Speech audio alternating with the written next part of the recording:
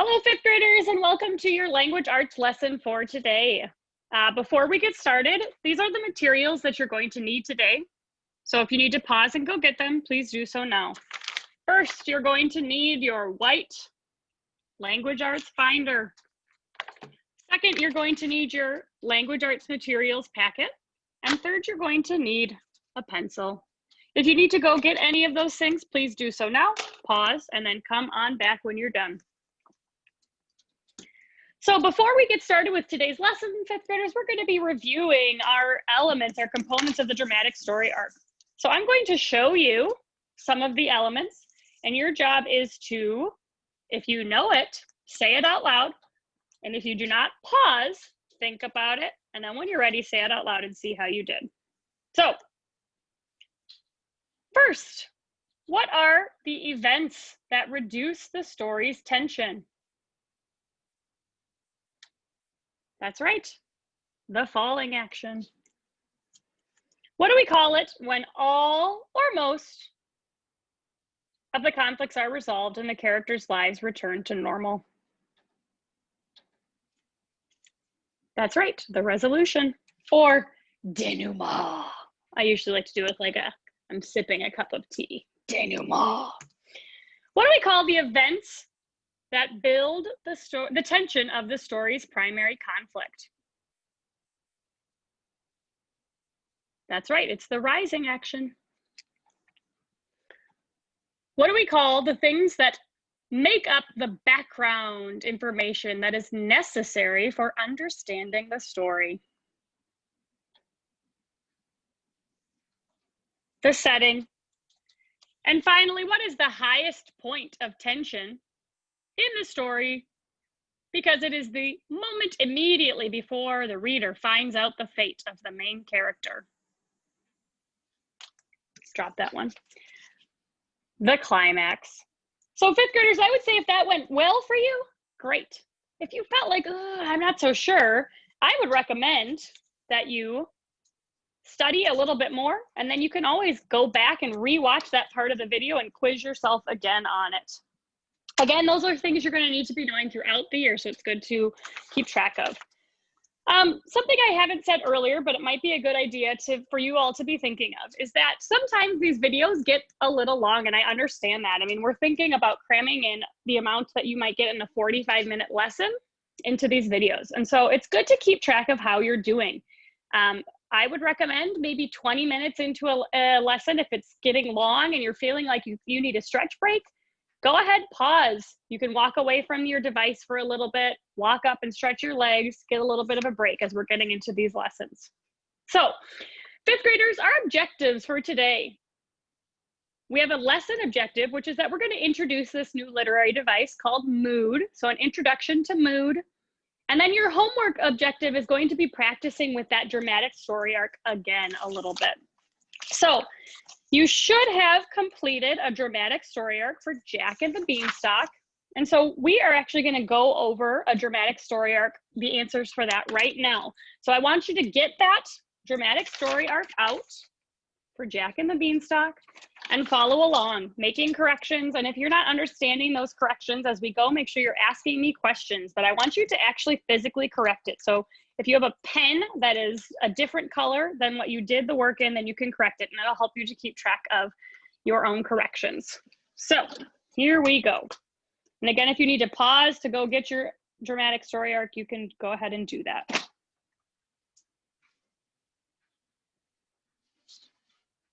All right, so you should remember, one, that we're doing these with direct quotes from the story, remembering that we want 2 pieces of setting evidence, 2 pieces of rising action evidence, 1 climax, 1 falling action, and 1 resolution or denouement.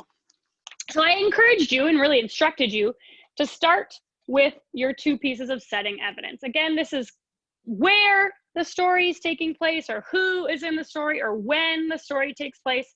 Any of those would be pieces of setting evidence. So for me, I think the title is a great hint. Jack is a piece of setting evidence. The Beanstalk is a piece of setting evidence. You might not have had these exact pieces of evidence, and that's okay. Some other things maybe you had would be a poor widow. Maybe, I mean, those would be kind of the big ones. So there's a poor widow, a son Jack, they need money, and maybe that he buys this cow or sells this cow, excuse me, for beans. Those might be some background information. So now you remember, I'm telling you to skip over to go to the falling action next. This is when we know for certain what the fate of our main character is going to be. Remember, I keep telling you it's going to be super close to the end of the story. So our main character, hint, hint, is Jack. So looking very close to the end of the story, when do we know for certain that Jack is going to be okay? He's being chased. The harp outs him a little bit, and he's being chased by the giant. He's coming down the beanstalk, running, running, running. The giant is following him down. He goes inside and fetches an axe, and then he chops down the beanstalk until the giant...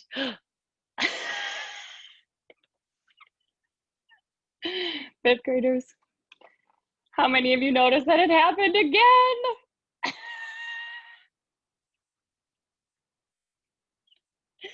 Like, again? Did you see? I don't know if you get it. Let's take a look. What happened? The giant fell. Do you see? What's the falling action? Yes, fifth graders, the moment that we know that Jack is going to be okay, we want to do a quote. That quote, I would say, he began to chop down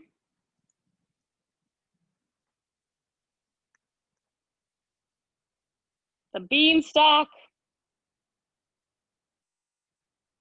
until the giant fell. Get it? The falling action is when the giant fell. Ah, you just can't make that stuff up.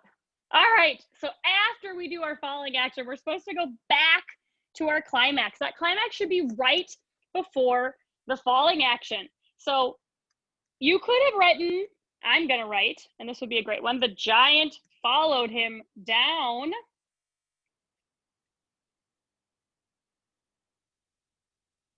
Which would be great. Or maybe you wrote the sentence directly before this one, which says, Jack quickly ran inside his house and fetched an axe. Again, at that moment, we don't really know what's gonna happen. Maybe the giant interferes with that and he can't actually do anything about it. Maybe the giant gets there before he can cut down the beanstalk. So either this sentence or that other one, which says Jack quickly ran inside his house and fetched an axe, I would accept either of those.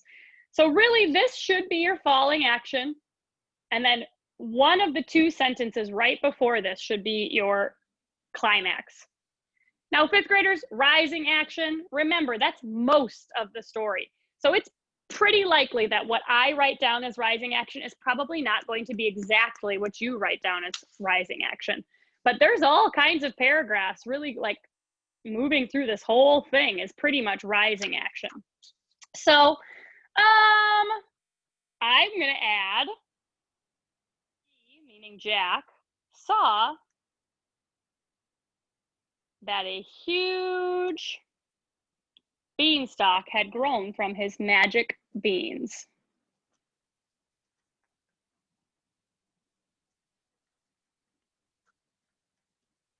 Again, you might not have written this exact answer for your rising action because most of the story is rising action. So it's okay if you wrote something different than I did for rising action. I am also going to write Jack climbed the beanstalk. Again, I say you might not have had these exact two, and that's okay. However, for that resolution or denouement, there's not much aside from that last sentence that you could write. Jack and his mother no longer had to worry about being poor.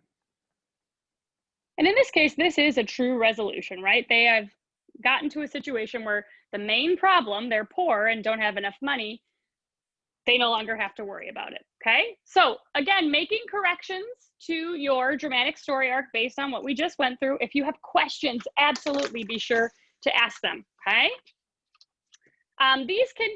This should go, I'd say for now, into the front pocket of your language arts binder so that you can save it for future reference or if I ask you to refer back to it, okay? All right, fifth graders, inside your language arts packet, you should find a half sheet of paper which says literary device mood. I want you to get this out. We're going to be taking notes today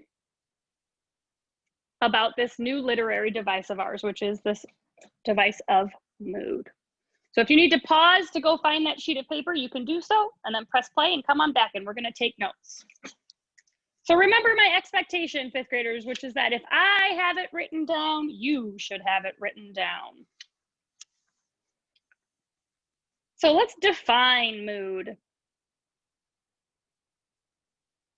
A story's mood is the tone or emotion that the author wants to create for the reader.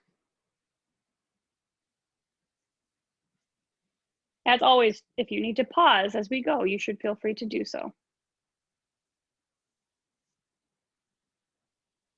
For example, a story's mood could be one of fear, sadness, excitement, or anxiety, to name a very few. Really, there are so many different types of moods that an author might want to create for a story. So these are just a few of the things that an author might create, okay? And I want to point out that this is something that the author wants the reader to be feeling or experiencing. So when you're reading the story, if there's a mood in place, it's setting it up for an experience for the reader. So it's possible that in a particular part of a story, maybe a character is angry, but we, the readers, are supposed to find humor, a mood that is funny, even though someone else is angry. So it's not necessarily just stating what does a character feel, but what is the mood that the author is really creating for the reader. A story's mood helps the reader better understand the story, appreciate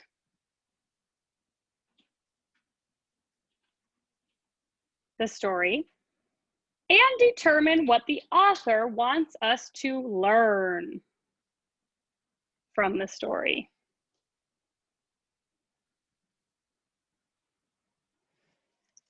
So oftentimes the author is creating a mood that helps us to, sometimes it's just to enjoy the story. Sometimes it's there so that we can get engaged in the story and really appreciate it.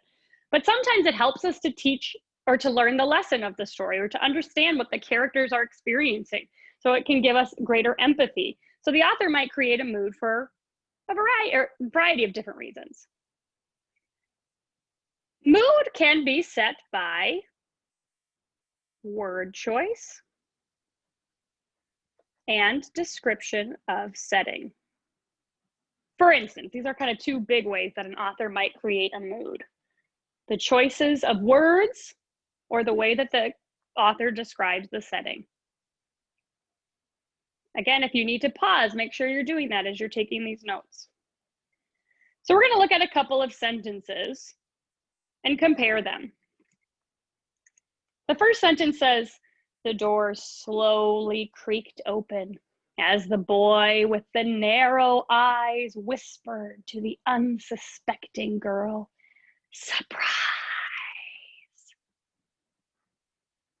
Versus the second sentence, the door exuberantly swung open as the boy with the bunch of balloons exclaimed to the unsuspecting girl, surprise.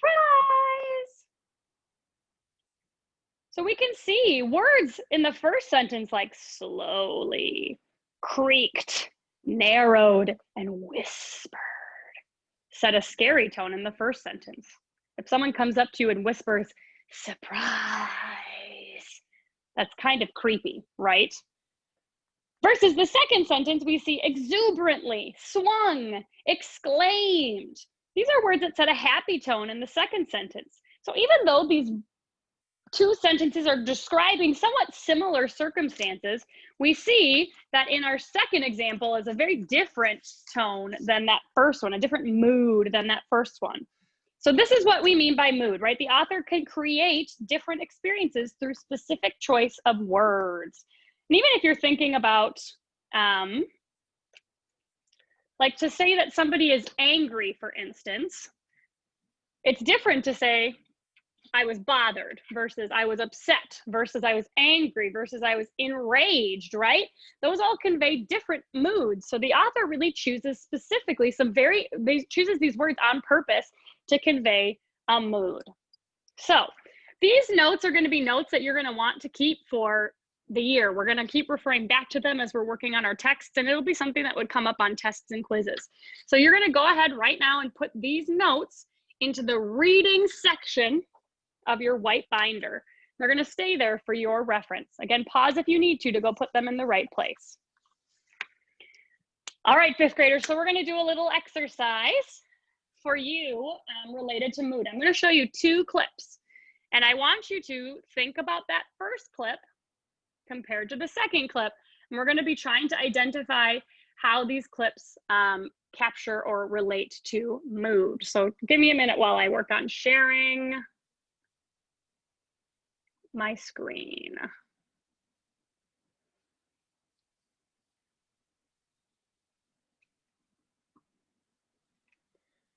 All right, I'm back, but I'm gonna disappear again.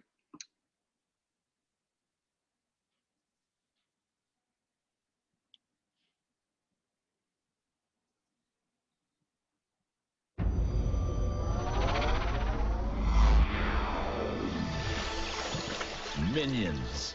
Minions have been on this planet far longer than we have.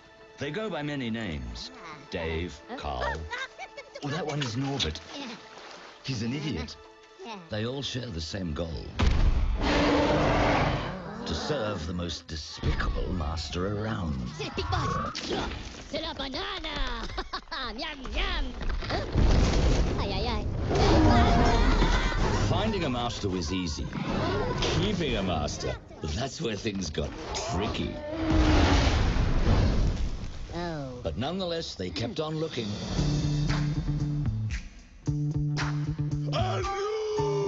Balatopa. Okay. Pancake. Oh.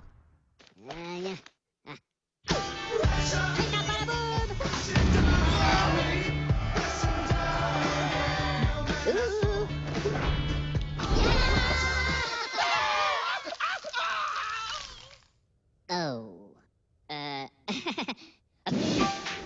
Without a master, they had no purpose. They became aimless and depressed. If this went on much longer, they would surely perish. But then one minion stepped forward. Kevin felt pride. He was going to be the one to find his tribe the biggest, baddest villain to serve. Stuart felt hungry, mostly. He was going to be the one to eat this banana. And Bob was frightened of the journey ahead.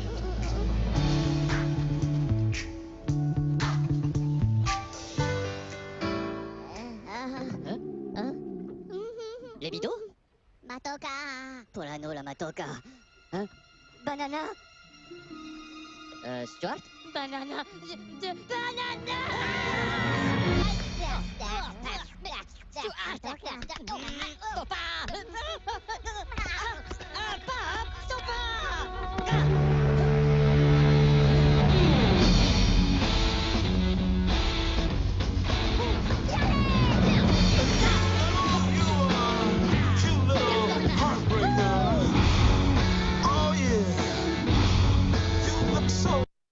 All right, fifth graders. So we had a chance to look at the first video. So think a little bit about the mood that was conveyed. And while you guys are thinking about that, I'm going to get the second video up and running. So think about the mood that was being shown in that video. What overall seems to be the emotion of that trailer. And then I'm going to show you a second one. Right now, it's not letting me go full screen, so I'm going to try again. And try and compare and contrast. And specifically, I want you guys thinking about how this one seems to be different than the one that you just watched. So I'm going to share my video again, or share my screen again, and you'll see the second one.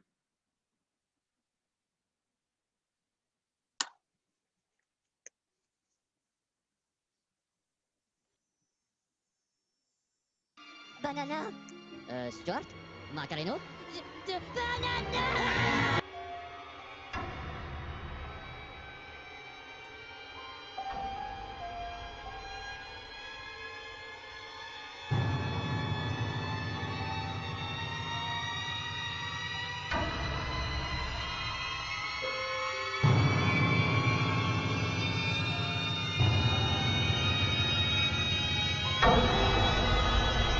Gonna have to get through me!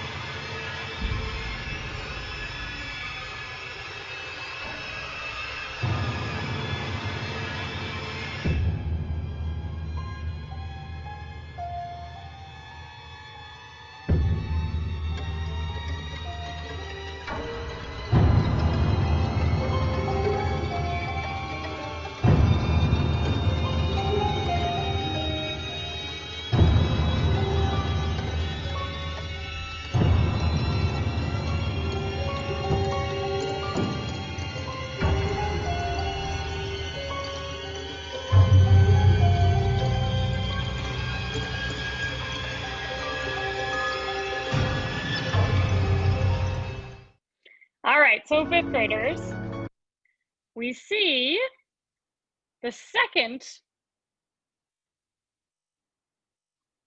video has been very different than the first one, right? So we see that that mood of the first video I showed was happy or goofy or silly. And then the mood of that second one was frightening, scary, terrifying.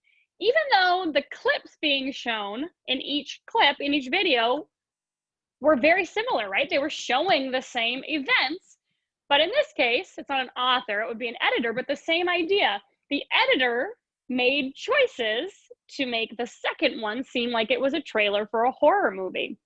So what I'd like you to do is pause for a minute, and as you're pausing, I want you to think about what choices did the editor make in the second video that had it seem like a horror movie, okay? You're gonna, when you're done, go ahead and come on back and I'll share some of the things that I noticed. If you didn't pause yet, you should be pausing and thinking. And if you did, then we'll come back and chat about it. So the first one, right? Think about the music in the first clip. There was upbeat, happy music in that first clip. And the second one was this kind of screeching violins and duh, which was sort of classic horror kinds of sounds, right? The trailer in the second part was like darker. They kind of dimmed it a little bit so the colors weren't as vibrant. And then the way they edited it, right? In the first part, you're seeing as the minions are like accidentally causing the final denouement of a lot of their leaders. But the way they edited it in the second one made it, they cut off all the parts that made it funny, or like a lot of the sounds that were like, uh-oh. And instead they had it so that it looked like the minions were deliberately trying to cause their lords or their leaders to reach that final denouement. There was like flashing and a lot more jerky motion. Trying to think of other things that you guys maybe had noticed. And if you want to write in the comments other things that you noticed about, in the assignment comment to me, other things you noticed about what was different between the first video and the second. And so the point of this really is, this is what an author does when an author is trying to convey mood in a story. An author is going to choose, maybe in terms of setting, right, is going to choose to describe certain things in order to convey a certain mood. Choose certain words to convey certain things, describe events in different ways. And so you could describe two very similar things, but depending on the word choice, the setting, other pieces of information, it might very much change the way that the story is conveyed. So keeping in mind this Minions thing, right, that the editors of those two trailers made different choices in order to capture a different mood. So for today, fifth graders, this is our lesson, this introduction to mood. We're going to start practicing mood a little bit more tomorrow, but your homework is going to help set us up for that for tomorrow, okay? So these notes should be in the reading section of your white binder. For homework, we're going to continue to practice dramatic story arc. So I'm going to flip you guys around again so that you can see what I would like for your homework. So all of you should have this story in your language arts packet. Oliver Hyde's Dishcloth Concert. Okay, this is a double-sided packet, so you're going to start on page 1 and then go page 2 and on and on and on. Okay, so you're going to read this story. Also, I will record myself reading this story as well. So if it's helpful for you to be listening to an adult read as you're doing the reading, you can do so. Okay, or if you just want to read it on your own, that's fine as well. Okay. Your homework is going to be to create a dramatic story arc for Oliver Hyde. So again, as you're getting ready to set up, and you should have another dramatic story arc in your language arts packet, okay, you're going to put your name, you're going to fill in the title,